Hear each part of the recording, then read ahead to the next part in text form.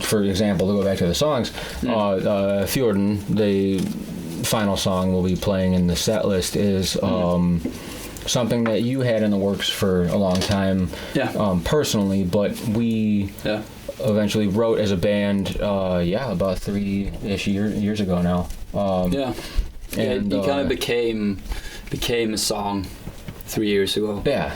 It was we reworked some things and made it what it is, and that I'm looking really forward to playing that again for the first time live in a long time. Well, live in quite a long. As live as it can be. But But do you have any comments on that song particularly and where it came from and what it's about? Because the lyrics are unreal, first of all. Fjorden is everything about that song is very personal to me, both in the where it comes from and what it has and what it has done for me. Because that one, if there, I think like until the day I die, if there will be one Monastery song, it will be that song. Yeah, it'll never leave the set list. No. So maybe I will hate it one day, but I don't think so. No, I don't think so. It's so fun to play. Yeah, it's really fun to play, and it's from the lyrics to the guitar playing to the everything is very, very personal. Except I didn't write the drums on it, so I can't really take credit. It kind of did. Or the drum machine just gave me a place to start. I actually sat and pressed in all the. Because it was so not the blast beat stuff, but it was so many different markings when I write music, so I can't use any of the the loops. Yeah. So I have to sit and program drums. Each and every beat is really. It's a work. I don't know how the hell you did this. It's like a 12-minute song, so I don't know how the hell you had the patience. That's impressive. I had a lot of time. But no, I put a lot of time into it, and the main riff, the main guitar riff, I wrote that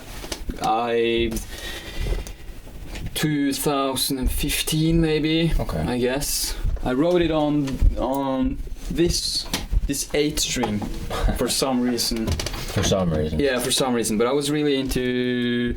I just bought that for fun, and I played it as a 7-string, and I thought it was fun doing this tremolo thing, which is very typical me. Yeah. With this triplet markings and stuff. Yeah, I know. I know your background. Yeah. Yeah, and I came up with that riff and thought I was super cool, and I had no idea where to put it. And then I guess it went 1 year, and I started writing Fjorden, but I started writing it based on, I guess, a feeling. I guess just a mindset, really. Yeah, a place in my life and a place in my mind that was. It came out as a really good song. It's not something I necessarily want to experience again, but it made for a good song at least.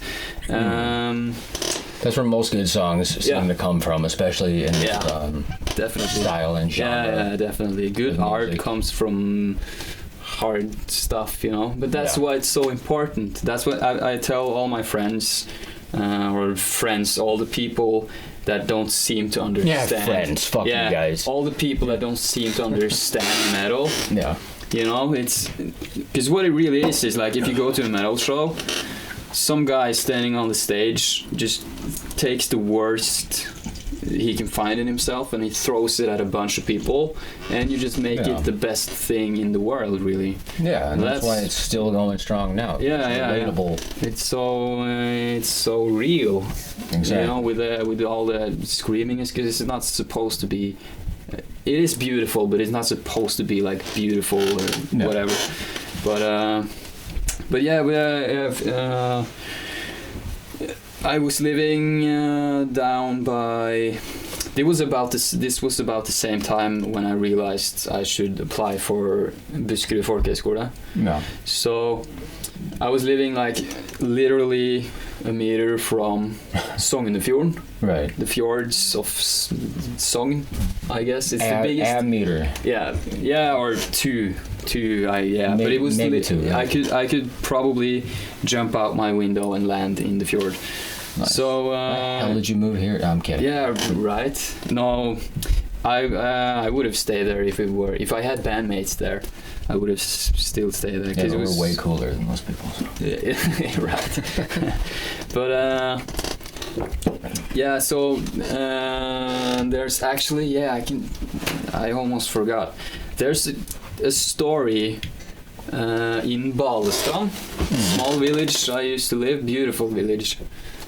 Probably prettiest place on planet Earth, if you ask me. I lived there for 4 years, and there's a story there about a girl who. This may be a little bit personal for some of the people there, so I'll not mention names and stuff, but. She worked at this. There's a beautiful hotel there. There's plenty of hotels, but there's like one really big one who's each been there since the 1600s, I think.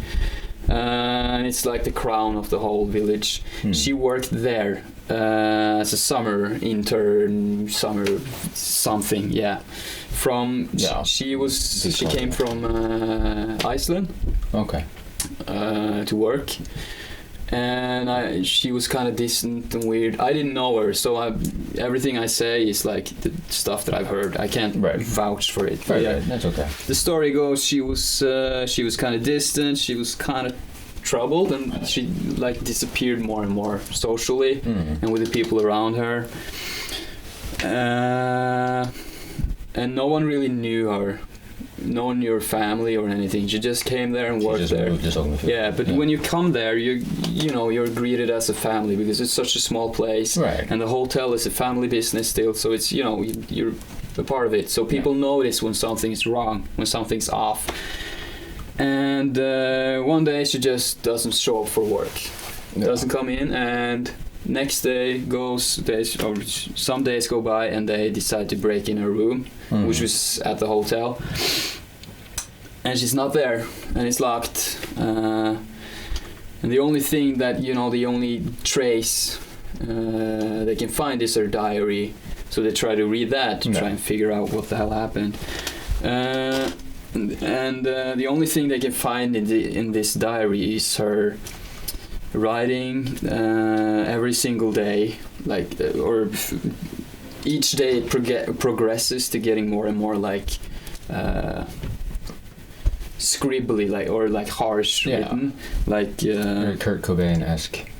Yeah, I guess. And she's like writing really hard and okay. I don't know what's the word for it. She's like making mess out of it. She's angry. And she's writing about the fjord, and the fjord is calling her. It's like calling to embrace her, and it's this. And I connected really with that because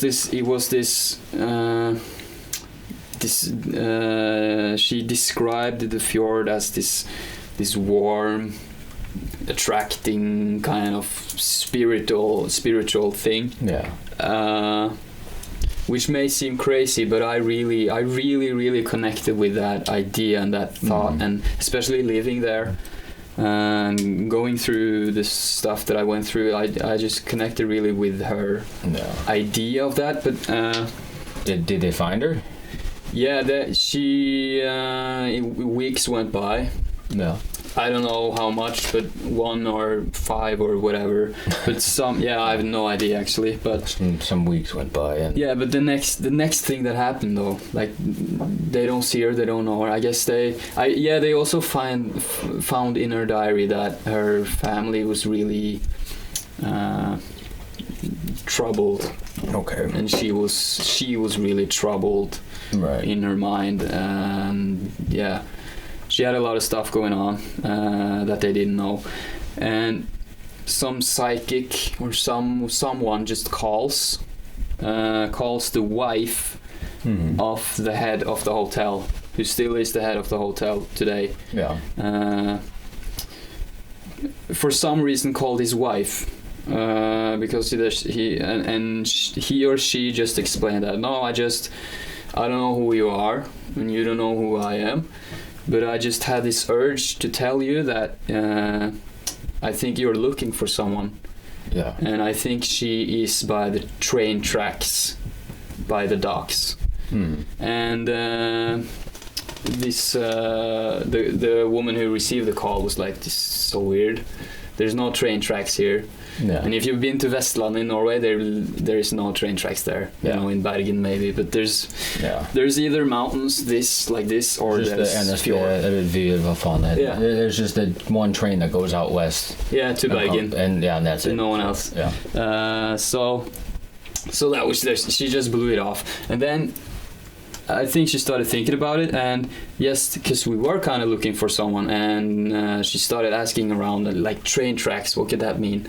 Yeah. And the funny thing is that the docks there, that's what they call the harbor docks, whatever, for some reason is built using train tracks as the Bjelke, yeah. Okay, as sort of the support. The support, beams. Yeah. Support beams. I don't know why, but those docks are really old, so there's probably a good explanation. Maybe that was the only thing they had, or whatever. Yeah. But that's pretty insane that he said that, that he made that connection. It's pretty wild. Yeah, that's pretty wild.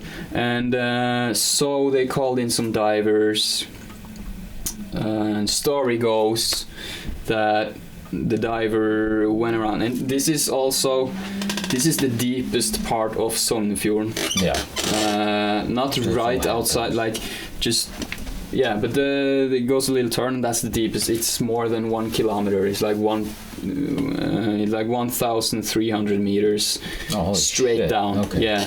So there's a bunch of so if you lose something there, it's just gone. Yeah. Just destroyed by pressure, but close to the docks it's not that steep, but the diver went down and he saw something, and then he went up to change oxygen or something, and went back and never saw anything.